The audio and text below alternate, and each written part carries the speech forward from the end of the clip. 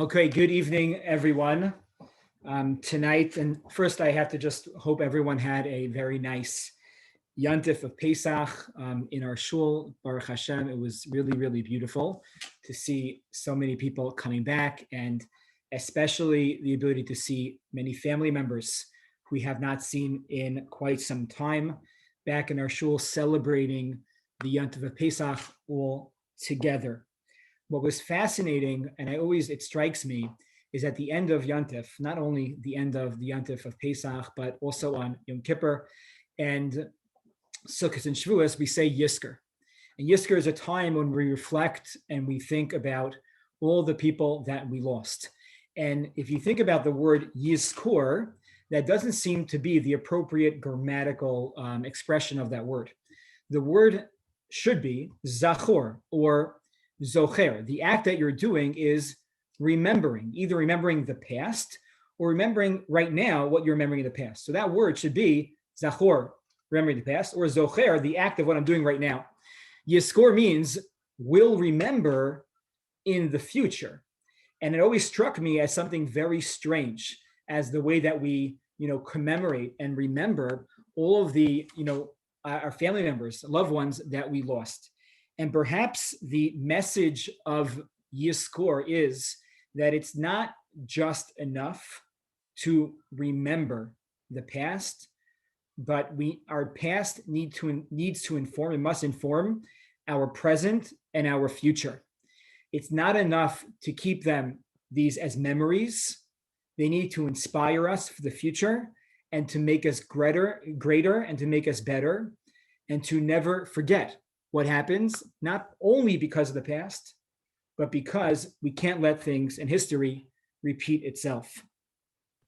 And that's where we find ourselves right now, literally coming off of a Yisker straight into a Yom HaShoah v'Hagvura. The appropriate term that the Israeli government gave this day was not just the day of the Holocaust, Yom HaShoah, but it was Yom HaShoah v'Hagvura. Not just to remember the past, but also to remember the Gevura, the greatness of those individuals that survived and those individuals that unfortunately we lost. And tonight, like we do every year, we're going to come together, unfortunately not in person, but we're going to use the greatness that we have, this miracle that we call Zoom, to come together and to remember and to hopefully be inspired as a community together by the words of Mr. Fred Kurz. I will introduce him briefly, but before we do that, it's only fitting that when we get together, we say some Tehillim, some Psalms, to reflect and to pray for the entire world, for humanity, and specifically for those that are ill within our community. Hananya Shmuel Lipa ben Sharnaleya, Nisan ben Leah, and all of those that are ill within our community and well beyond the walls of Shomrei Torah and the Fairlawn community. I ask Rabbi Yudin to recite 2 chapters of Tehillim, Kuf Chaf Aleph and Kuf Lamed. Rabbi Yudin, please unmute.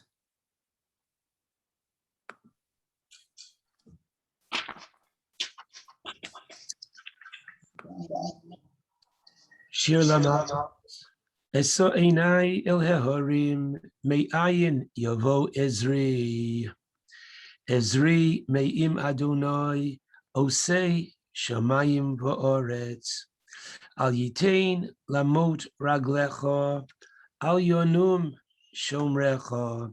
Hinei lo yonum velo yishon shomer Yisrael. Adonai shomrecha, Adonai tzilcha, al yad yeminecha. Yomam hashemesh lo yakeka, v'yoreach baloila. Adonai yishmorcha mikol ra, yishmor es nafshecha. Adonai yishmor seischa uvoecha, me'ata v'ad olam. Shir Hama'alos, Mimamakim, Kirasicha Adonai, Adonai shemo b'koli, tiyeno aznecho kashuvos, l'kol tachanunai, im avonos tishmor ya, Adonai miyamod, ki imcha haslicha, lema'an tivorei. Kivisi Adonai kivso nafshi, v'lidvoro hocholti. Nafshi ladonai mishomrim laboker, shomrim laboker. Yachel Yisrael el Adonai, ki im Adonai hachesed, v'harbe imo fidus, v'hu yifteh es Yisrael, mikol avonosav. Thank you, Rabbi. I have to thank two important individuals that were very involved in organizing tonight's event. That is our office manager, Simi Malin, and in addition, our chair, Dina Jarashow, for all of the background work in organizing this very, very important event. I find this event to be very, very important to have as survivors continue, unfortunately, due with time, continue to pass away. My grandmother, we're in the Shloshim for her. She was a survivor. I think of her tonight. This is the first Yom HaShoah without her. I would usually call her at night and the next day to talk to her, to hear her voice. It's the first one without her. And it's so important to hear from the survivors themselves. And we have to thank Mrs. Helen Kirschbaum of the Federation of South Jersey. She runs the Esther Rabb Holocaust Museum and the Godwin Educational Center in South Jersey, the only Holocaust museum in New Jersey. And she's going to introduce Mr. Kurz, I apologize, this evening. Thank you, Rabbi. It really is our honor to be here this evening and to join you for Yom HaShoah, such an important night to remember, as the Rabbi mentioned, all of those who were lost, to honor those who survived, their resilience, their courage, and their ability to continue on. We also like to remember the upstanders, those who helped in the face of danger to themselves. Certainly there weren't enough of them, but those who did help should be remembered. And tonight you're going to have the opportunity to hear from Mr. Fred Kurz. If you've heard from Holocaust survivors before, you know that every survivor's story is different. Some of them were in ghettos, some were in concentration camps, some were hidden, some hid on their own, some escaped to other countries. But no matter how they survived, their lives were changed forever because the hatred, the prejudice, the anti-Semitism that existed was allowed to grow to unimaginable extremes. And so we need to remember, as we listen to Mr. Kurz tonight, that it is our responsibility not only to remember, but to learn from what happened and to speak up and to help when we see this kind of hatred starting around us. So thank you for having us. Mr. Kurz will happily take questions when he's finished speaking to you. And you can probably put those in the chat box for Rabbi Markowitz to handle. So Mr. Kurz, I'm going to turn it over to you. You need to unmute. You're on mute.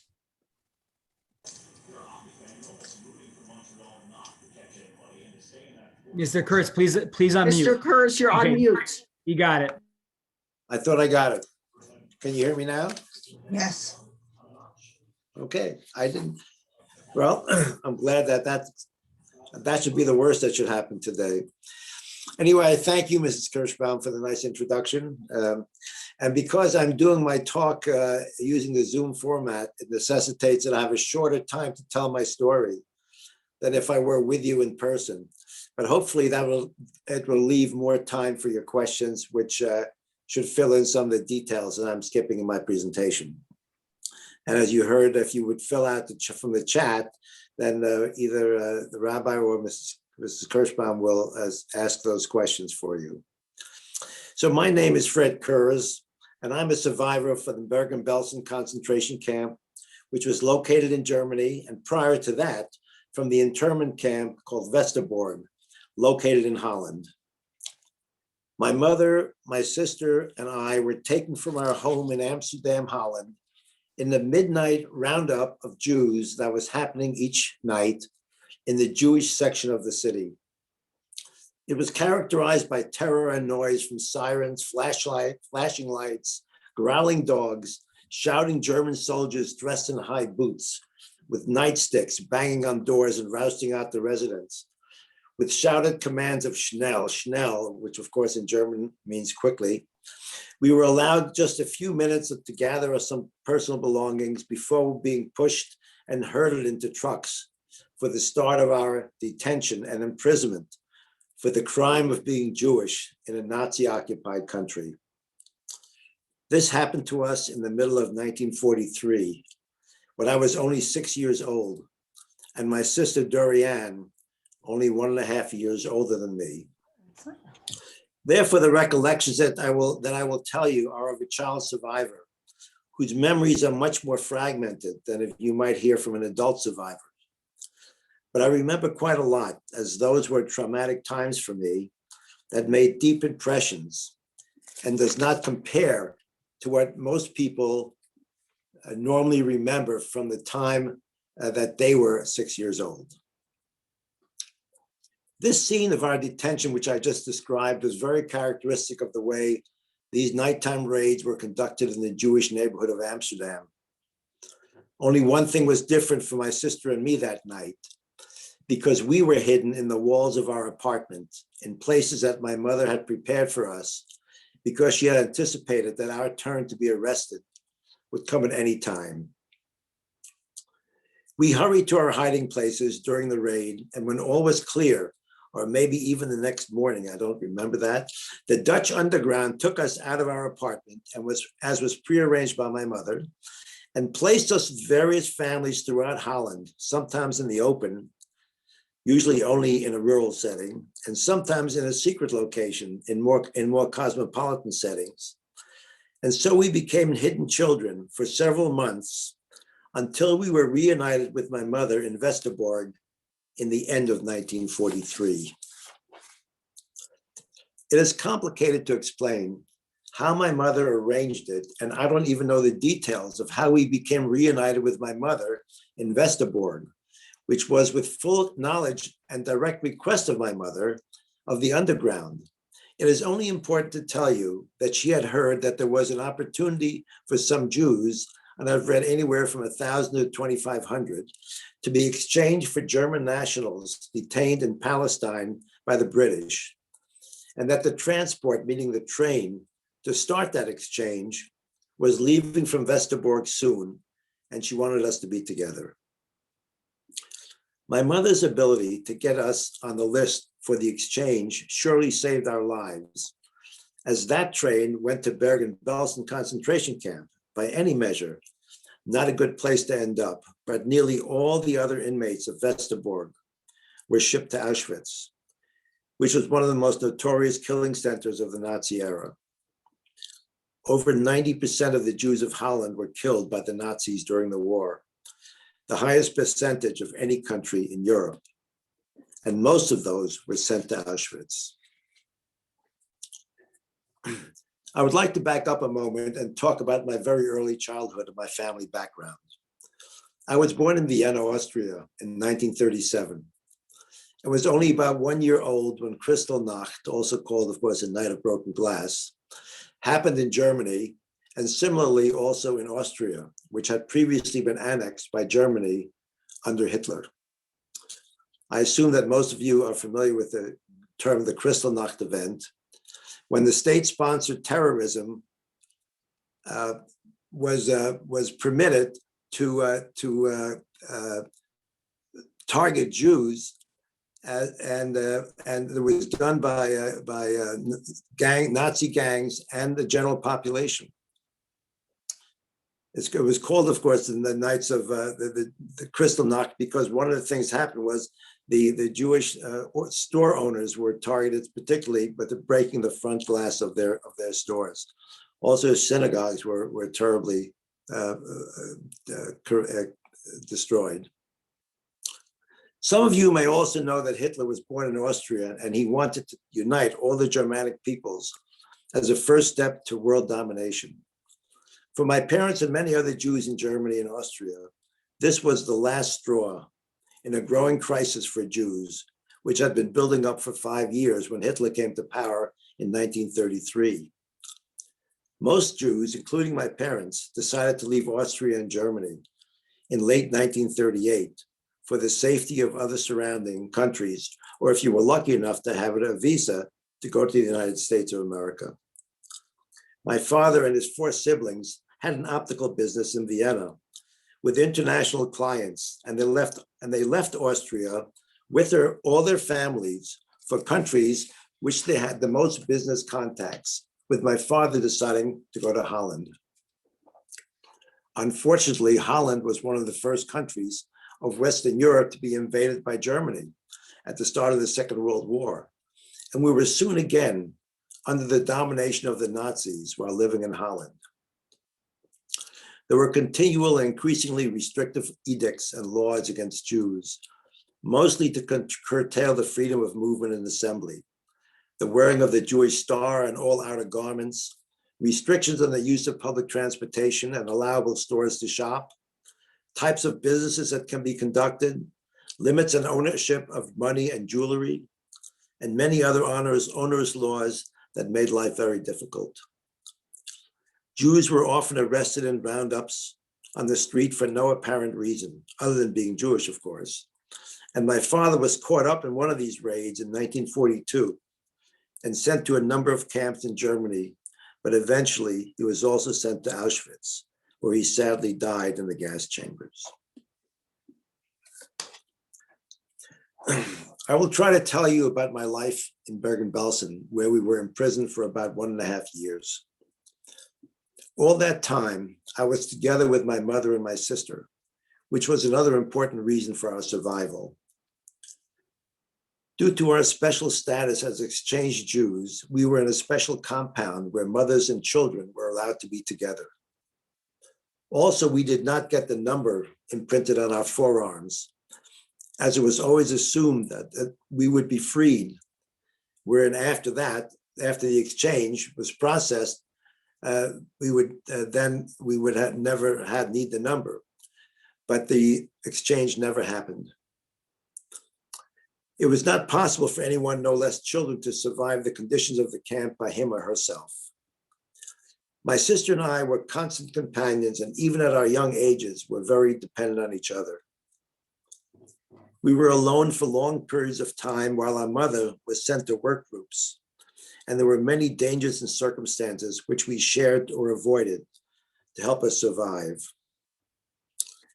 Besides constant hunger and the lack of food, which was continuous and ever present, in all our thoughts and all our actions, the risk of disease or injury was extremely serious, as there were no medications available and sanitary conditions were abominable. Tens of thousands of Bergen-Belsen inmates died from diseases, especially typhus, which increased dramatically as the camp became more crowded in the last months of our imprisonment. All the injuries and diseases were complicated by lack of nutrition. So my mother taught us to stay away from other children and maintain the best possible cleanliness, which was very difficult in the conditions of the camp. Very few children survived the concentration camps. As you probably know, the figure of 6 million Jews who perished under the Nazis, about a quarter of them, 1.5 million, were children. So I've always felt extremely fortunate to have been one of the child survivors with my sister. And I attribute it only to my mother's unbelievable care and instruction to keep us safe. One moment, please.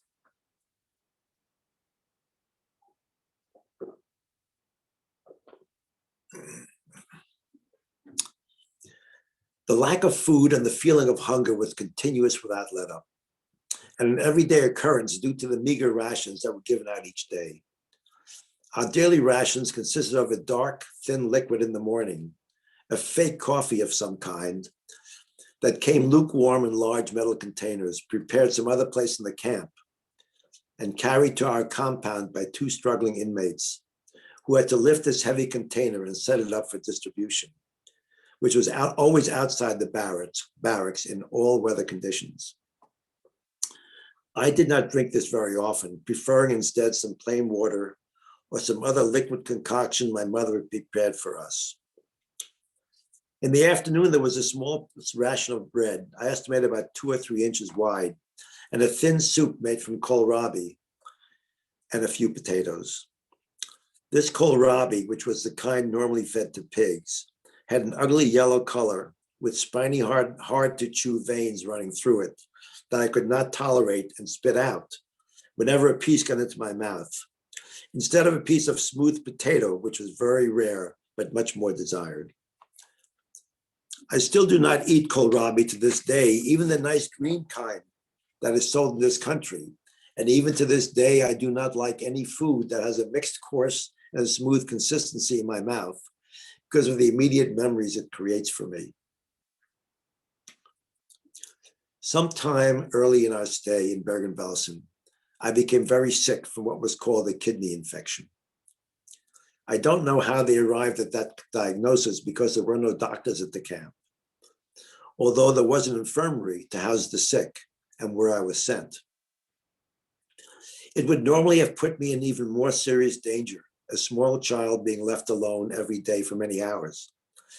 But somehow my mother was able to arrange a change of her work assignment to become the infirmary attendant, even though she had no medical training. It was another one of those unfathomable things my mother was able to do to keep us safe. I spent many weeks in the infirmary, which my sister Dory often said was the worst time for her, as she was now also alone without her constant companion.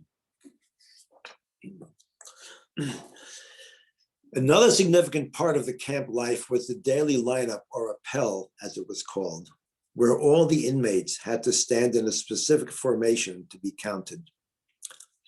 This simple sounding procedure brought great hardship to the weakened and starving inmates, as this was done in all weather conditions and often lasted many hours when the count was not correct. And of course, it was seldom correct, as there were so many deaths each night, as well as transients passing through the camp. The appel was held in a large open area that in my memory always seemed muddy. Winter was the worst, as warm clothes were scarce and became unbearable when it rained or snowed. Several times during a whole day went by in this way, where we had to stand in formation, and many fainted, even died from exhaustion, or others just dropped in their position from the strain. Everyone had to be counted, whether they were able to walk or not, even the children and the inmates who had died in their bunks during the previous night. The poor sanitary conditions and extreme crowding of the barracks was probably as large a factor as starvation in causing many of the deaths. Belsen was not officially an extermination camp such as Auschwitz, with gas chambers and ovens, but tens of thousands died anyway from both starvation and disease. At one stretch near the end, the disease of typhus ran through the camp and became a rampant killer, as there were no medicines or facilities to care for the sick. It was impossible to keep up with the disposal of the bodies. So each morning they would pile them up in large mounds, both inside and outside of our compound, in the most gruesome scene that you can imagine.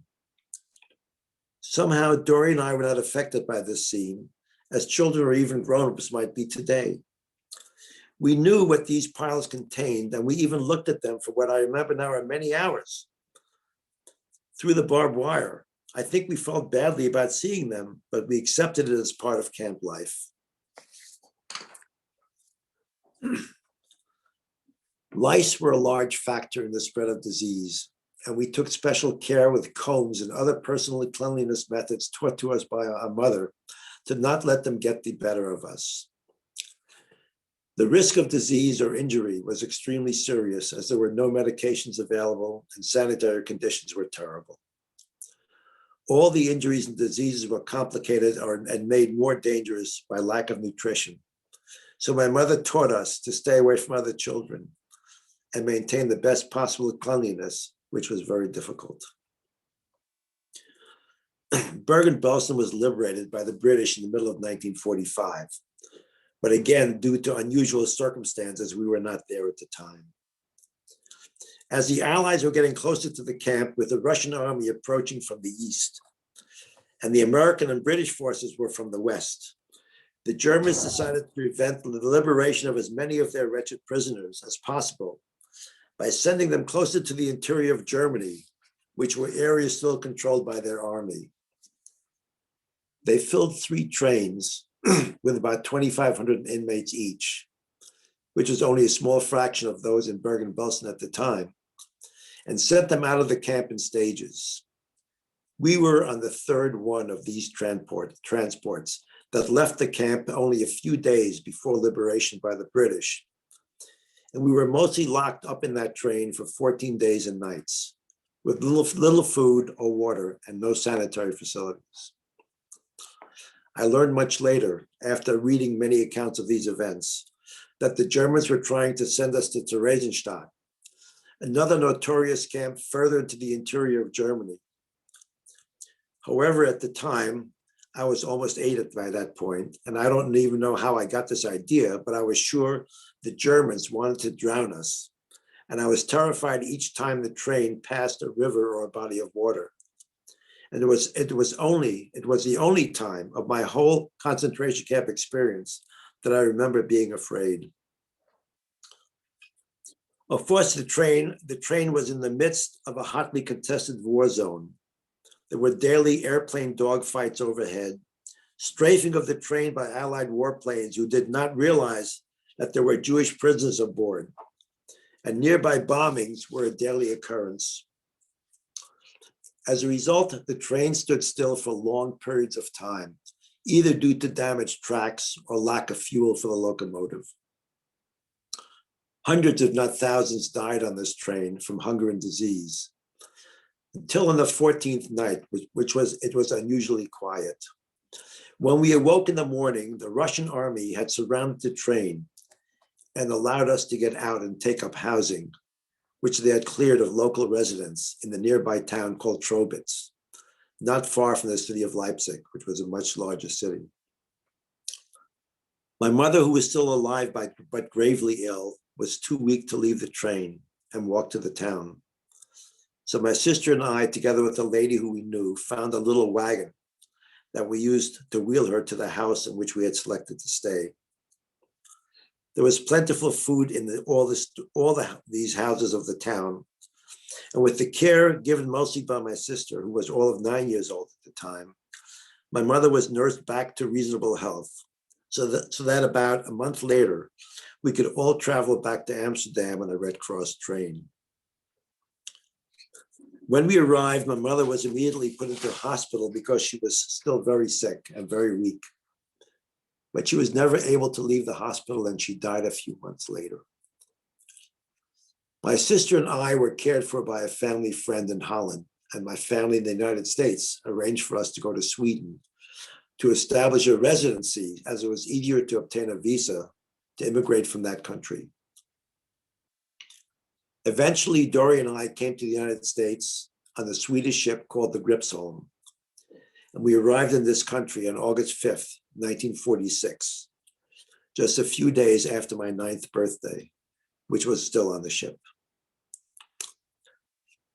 I have some pictures that I want to show you, and I hope Mrs.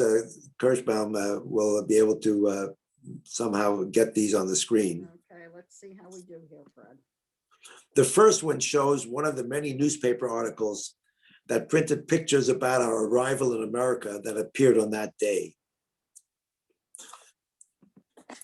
Can you put it on? Yes. I think it's there, right? That's the one. Very good. Very good.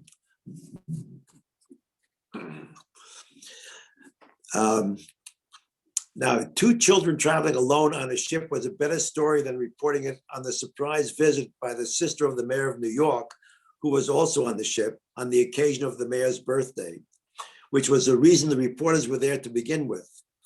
But they decided to spend most of the time taking pictures of us instead of on the mayor's sister. The thing I wanted to show you was the headline above our picture. It says British tighten the Haifa guard, hold 2,250 Jews on ships.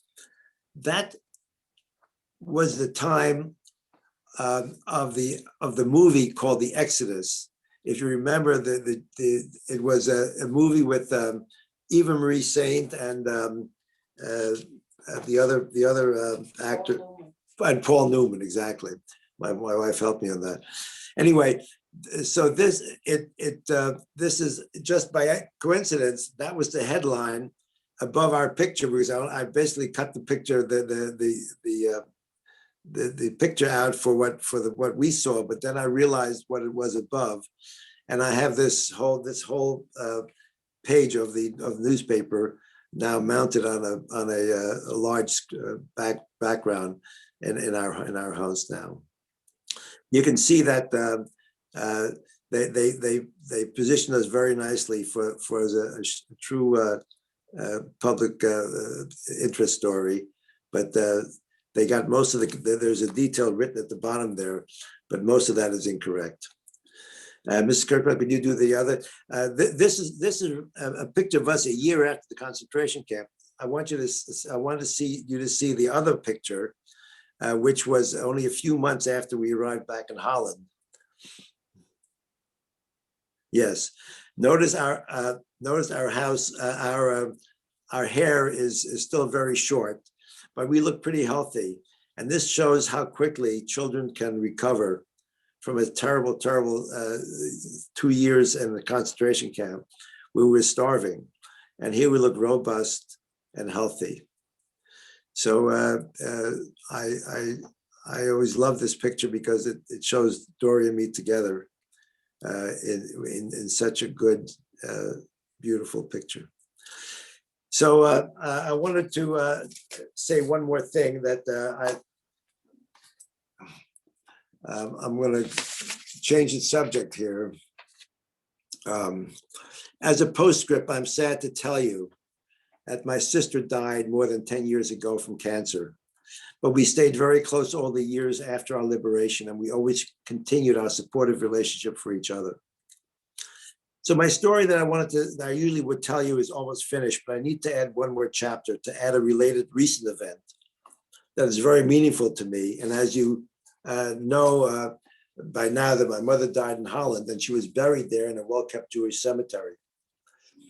Dory and I have gone back to visit her grave in Holland numerous times over the years, but we often spoke about our concern of the distance and insufficient visitation opportunities, but without any serious plan on what to do about it.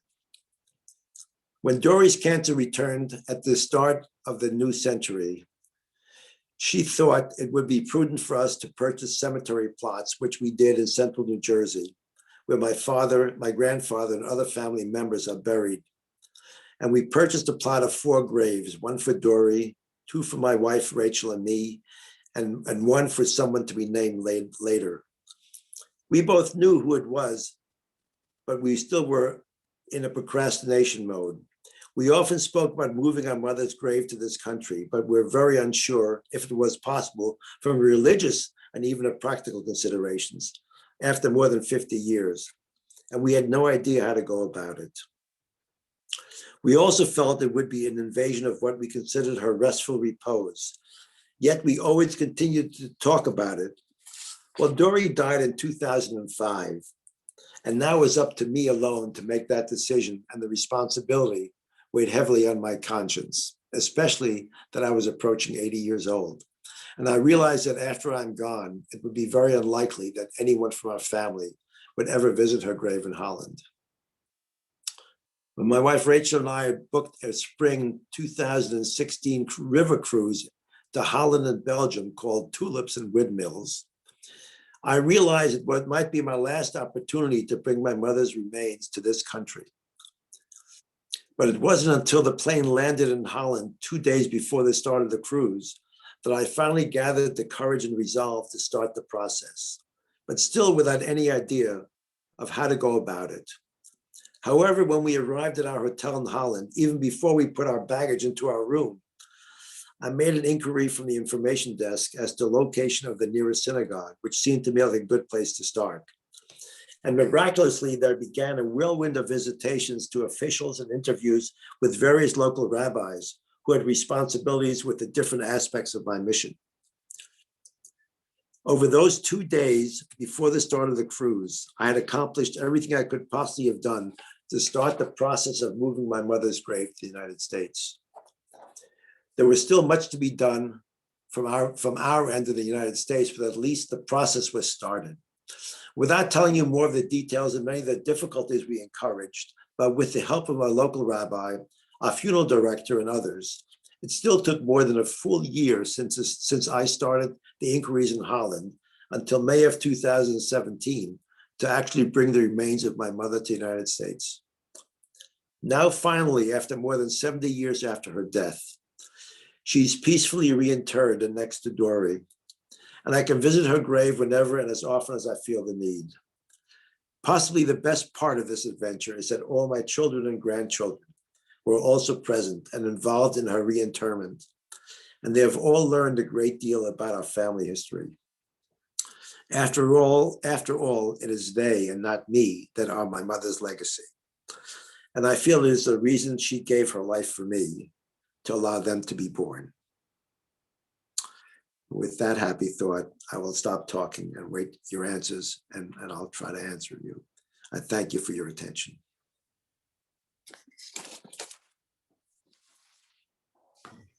Thank you, Mr. Kurz, so much for that very inspiring and vital talk. Thank you for opening up and sharing your story, your family story with us. I wanted to also welcome your wife, Rachel, who is here, as well as I think your niece, right, Diana? That a number of family members, I believe my 3 daughters are there too. And I'm told some of my grandchildren were I think Sam, which is Natalie's son, is probably on. So such a privilege. They've heard parts of the story before, but I don't think they've ever heard it in this same way that I just told it now. So I'm very pleased that I was able to do that. Thank you. If you have any questions, you can send them to me directly. I would like to just begin with one question. If you don't feel comfortable answering, you can, please, pass. But we only met a few minutes before this Zoom call began, and you seem to be a very positive and upbeat individual. Where does, after, experiencing everything that you experienced, and you even mentioned, which was amazing, that you never felt fear until like the final moments. Where does that come from? And how do you, where do you get that strength to continue to persevere? Well, I don't take a great deal of credit for that, even though I know it's a very good quality that I have. I guess I have to say it's in my genes. It's my parents who have. I've been so fortunate to get their genes, and they've done it. There's nothing that I ever did consciously, but I do feel that I'm a positive person, and I think I've accomplished a lot in my life. So I've reason to be proud and to be pleased. So I don't know how else to tell you, but I think it comes from within somehow. We call it, zchut avot. The merit of our forefathers is that's the genes that we have within us. They give us sometimes the strength to go on. Somebody wanted to know. I just thought I'd add one little thought of this.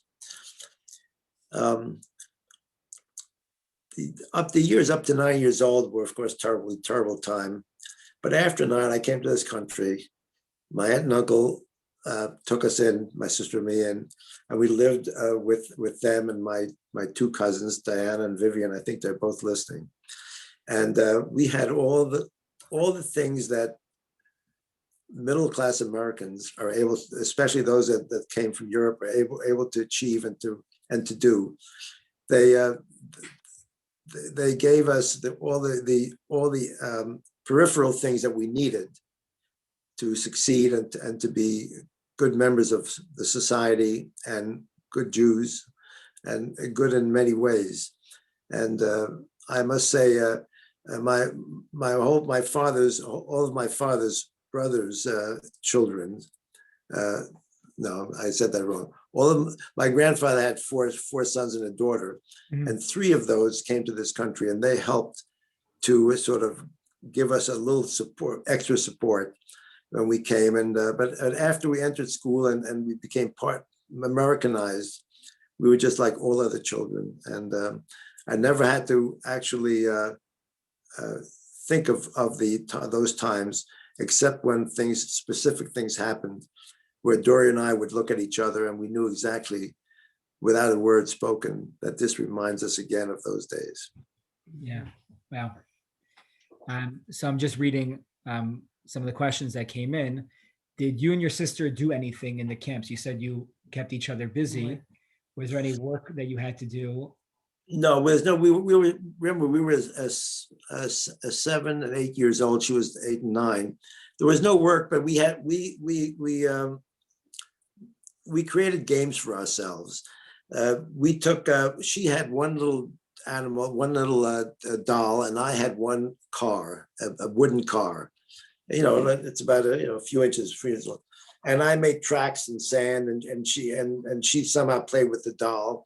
And we did that. I made some very complicated networks of tracks, but we did other things. We found things on the ground, like another thing. I don't know where they came from, but there were lines for people to wash their clothes and to put it up. And one of the things happened. They had push pins that kept the clothes on the lines. But the unusual thing about these push pins were that they had colored tops. So we collected the push pins with different, and we love to find new colors. And with these little stick things, we made other images. So we spent a lot of time creating games for ourselves and each other.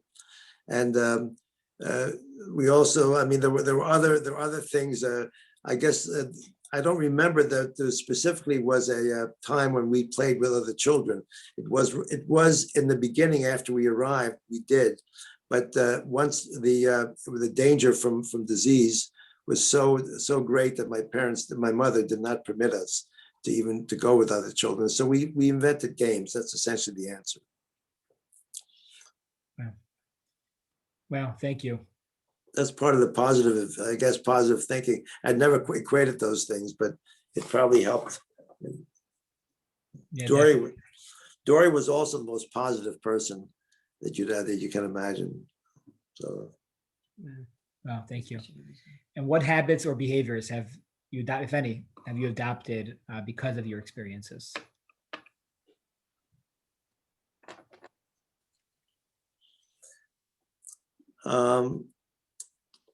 I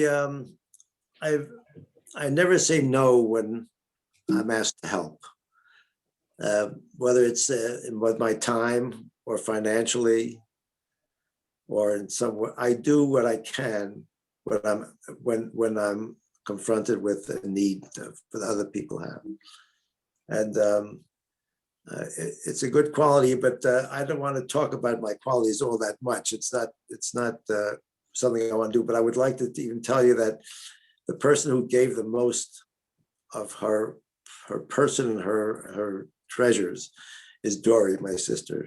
She lived to make other people happy, and she spent all her time thinking of what she could do for other people. She was a store owner with many employees, and she did what she could. She helped those employees as if they were her children. Doormen in her building loved her because she brought things for them all the time and treated them as they were her best friends. And she was a marvelous person. And she's the one who really taught all of us how to be a good person and how to be generous with your time and money. She was just wonderful. She sounds like a really special person. She was, as my mother was too, but I remember my sister better than my mother, unfortunately, not unfortunately, but it wasn't necessary. Okay. I'm going to conclude with one last question. There are other questions coming in.